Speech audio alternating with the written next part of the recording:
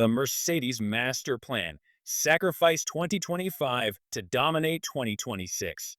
Right now, Mercedes is playing the long game. If you think they're just lost in F1's new era, think again.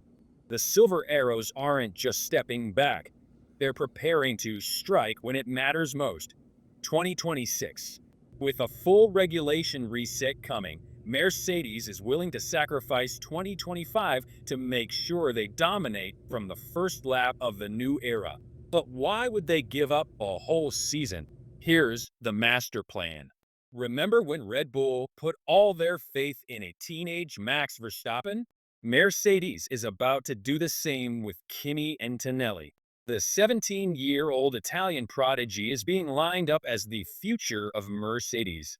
But throwing a rookie straight into a title fight is risky, especially against Max Verstappen in a dominant Red Bull. That's why Mercedes is using 2025 as a training ground for Antonelli. The focus won't be on chasing a championship, but on building him into a driver who can lead the team into the 2026 regulations without pressure, without distractions, and without the burden of impossible expectations.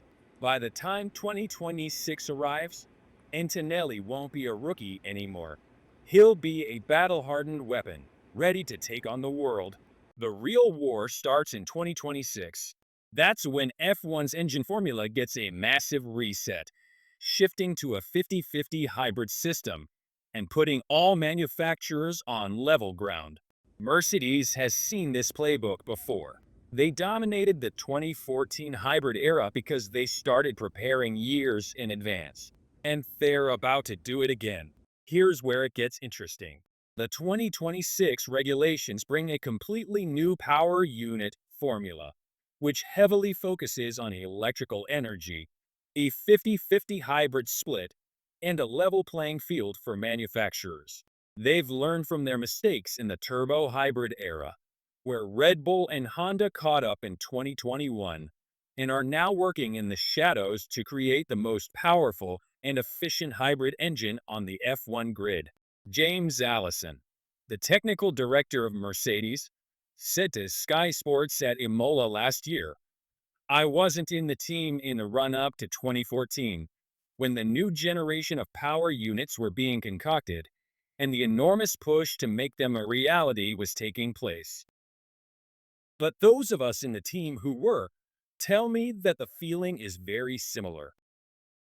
There is a massive shove going on in HPP, Mercedes high-performance powertrains, to make a success of that, because it will set the course of anyone who's lucky enough to have that in the back of their car for some seasons to come.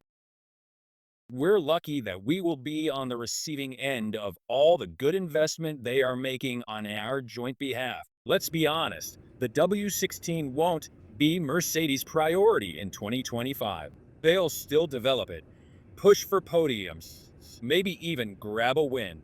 But they won't go all in on chasing a title with a car that will be obsolete the moment 2026 begins.